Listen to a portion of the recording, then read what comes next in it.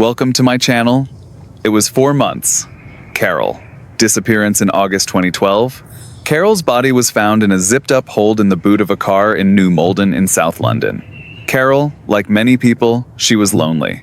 She spent a lot of time on dating sites, looking for someone that she could spend the rest of her life with, but she just couldn't seem to find what she was looking for.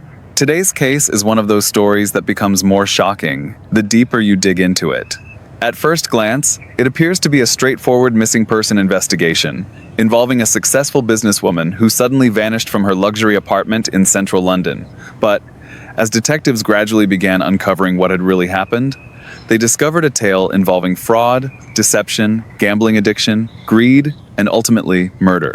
It is also a story that raises uncomfortable questions about just how seriously missing adults are sometimes treated when concerned family members report them missing, because for months, Carol Waugh's family insisted that something was wrong, and for months nobody listened. This wasn't the way it should have ended for 9-year-old Carol, who'd had a wonderful life. Originally from County Durham in the northeast of England. As a child, she was proud, independent, and had a liking for nicer things in life. And now when we pick up the story at the beginning of 2012, Carol was doing really well for herself. She owned a beautiful luxury flat in fashionable Marylebone in central London. She dressed impeccably, with a particular liking for Cartier jewelry. She had clearly done very well financially in her time working in the oil industry in the Middle East. And she spoke to friends of the glamorous expat lifestyle that she'd enjoyed, spending time with other expats and drinking in luxurious embassy bars. It seemed that someone had broken her heart in the Middle East, and that is why she'd made a complete break and returned to the UK and London. Luckily, it seemed she had used her money wisely, and she was able to buy a place in that most exclusive part of northwest London. Clearly, she hadn't found plenty of fish where, as you know, you are assured dates of the highest possible quality. Carol also had a secret life, where she worked as a sex worker, advertising her services under the name Post-Toddy Fun. Friends that she shared this aspect of her life with said she enjoyed the work most of the time, and that she saw the money as an added bonus, and it meant she used the cash to pay for all the everyday items in her life, which allowed her to leave her savings untouched. One man she met through this work was 1-year-old Rakesh Biani, known by some as Tricky Ricky, who liked to gamble lots, and he seldom won. He was heavily in debt and had a track record of scams and defrauding people who crossed his path. He begun his long gambling career at slot machines at traveling fairgrounds when he was just 8, and lots of things had happened since. He had to resign in a hurry from his job at a firm of accountants when he was caught fiddling his expenses. Twice he mortgaged his parents' home and used the money to gamble. And there are numerous other similar stories. When he met Carol, he told her he was a doctor, not a humble local GP. Oh no. He posed as a consultant cardiologist at St. Mary's Hospital in Paddington. The two progressed from a business relationship where he bought sex from Carol to a proper relationship, although he was still married with a young daughter, and Carol knew about this. She knew he gambled, but he gave the impression of a successful gambler with his impeccable dress, top-of-the-range Range Rover, and his suave and charming ways. And he worked this charm on Carol, who lent him £54,000 in February 2011 on the basis of a fraudulent bank draft, which he used as security. He paid her some of the cash back with gambling winnings, but to win, he bought his stake with fake bankers' drafts. For this offense, Bonnie was in court, and the result was he was sent to prison for 18 months, and Carol, she was still owed £40,000. Despite this, Carol supported him in court, even speaking up on his behalf, and she visited him a number of times in prison. Carol thought they were friends, but Biani, he didn't do friends. He saw people he could manipulate and take from. And with Carol, he knew there was a rich seam of cash still to be minded.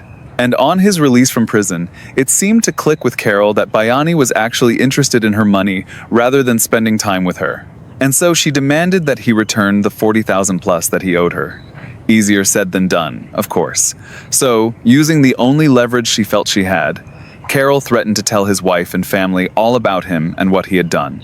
Now, this was really significant for Biani, whose family had no idea about his activities, not even knowing he'd been in jail for fraud. They actually thought he was in a residential center, addressing his gambling addiction. This raised the stakes significantly. On the 16th of April 2012, Bayani was at Cow's flat with an acquaintance of his, 8-year-old Nicholas Knutner. Knur was another character, shall we say, with 97 fraud convictions and a love for gambling high stakes. To allow him to do this, he'd use many ruses, with the most recent being he pretended to be a Geneva-based luxury wine merchant, and he repeatedly stole goods by paying with stolen checks, or if they were valid, they always bounced. What a pair, right? Quite what happened that night is unclear, but sometimes later in that evening, or in the early hours of 17th of April, Bayani stabbed Carol in the neck. Both would later blame the other. It's clear that Knutner at least knew what had happened, even if he wasn't the one who had plunged a fatal blow. In exchange for his help, Bayani made it clear to Knutner that there was a good payday for him with Carol's money, and though sophisticated in many ways, they were also lazy and careless.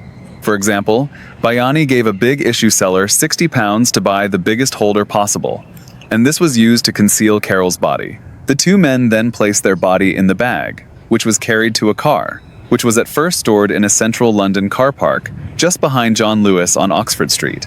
The plan was to bury the body in the Cotswolds, but they then changed plans and instead hid it in a lock-up garage in South London, the same lock-up where it was eventually found. Bayani and Knutner weren't really in the business of austerity and saving for a rainy day. They wanted their fun now, and in the days and weeks after killing Carol, they sold her furniture, her jewelry, took all the money that Carol had saved for her niece in a special account, and managed to obtain a £200,000 bridging loan on her flat. With their backgrounds, the men knew enough about fraud and the reality of CCTV to have a plan of how to best use Carol's credit cards. They hired women who looked like Carol to use her cards at shopping centers to buy goods. Detectives later captured the two men on CCTV footage from banks and bookies, often with a Carol lookalike in tow, who shared the proceeds of the fraud. One woman was sent out to buy expensive 5,000+ handbags from Chanel and Selfridges. Large amounts of Carol's money rapidly found their way into casinos, bookies, and luxury hotels. Bernie checked into expensive central London accommodation and resumed his gambling. Time and time again, he sat at gaming tables, losing thousands of pounds with the same recklessness that had defined much of his adult life. Knur, he followed a similar pattern, but this was all small amounts of money compared to the big prize. The proceeds from Carol's flat, which he owned outright. They made every effort to secure a quick sale, which would have netted the pair almost £1 million.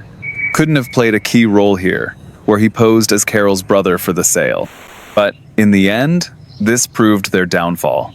It was the greed of the pair which led to them being caught by police, after they tried to rent Carol's flat to two sets of tenants. The two groups arrived at the flat at the same time, and suspecting something was happening, they contacted the police. Once they had this clear lead, detectives used cell phone evidence to put both Knutner and Bayani at Carol's flat, on the night of the 16th of April. The day that they believed she was killed, Bayani was finally arrested on his way home from a holiday in Spain with his ex-wife and daughter.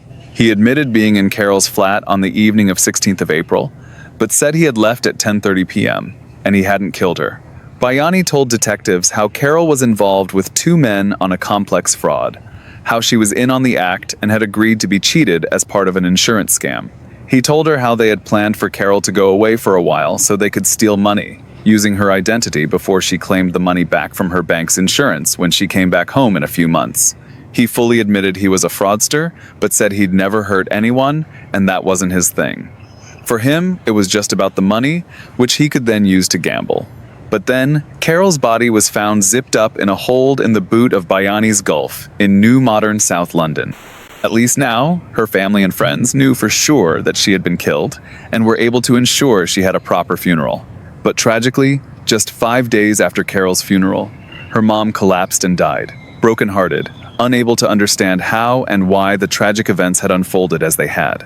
In the holder in his car, Bayani knew he was in big trouble, so he changed his story. He now blamed Knutner for the murder and how the two of them went to her flat to retrieve her body, which was under her bed, which is why Carol's body was later found in his car. Knur wasn't having this at all. Later represented in court by the ex-Prime Minister's QC brother, Alex Cameron. He was a man of few words. Throughout all the police interviews and his time in court, he uttered just 8 words, but he did manage to produce a mystery witness. Yep, that mystery witness again, Mr. X, who told how Bayani had confessed to the murder in prison. The witness claimed that whilst in prison, he reenacted the blow that killed Carol and later described himself as a lady killer. The police charged them both with murder, and they both faced trial for the murder of Carol Waugh, for which both pleaded not guilty. The jury found Rakesh Bayani guilty of murder, and he was told he must serve a minimum term of 27 years for Carol's murder. Kakas Kuttner was found not guilty of murder, but still jailed for a total of 13 years. 7 years for perverting the course of justice by considering the death, and 6 years for conspiracy to defraud. A third man who'd been accused of recruiting the lookalikes was acquitted. As the two men were taken down after the sentencing, they expressed no emotion and no words at all was spoken. Following sentencing, Christopher's brother said, "They will sleep easily in their beds as they showed no remorse at all. I just can't envision any human being treating another human being like that." But he spoke again about the frustration he'd felt at the police investigation, saying, "Right up to July, the police did not take our concerns seriously. So there we have it." As we finish today, of course, our thoughts are with the family and friends of Carol Waugh. Thank you so much for watching this video today. I hope you found it of interest. Please do like and subscribe. It just means that I can produce more and more free content for you.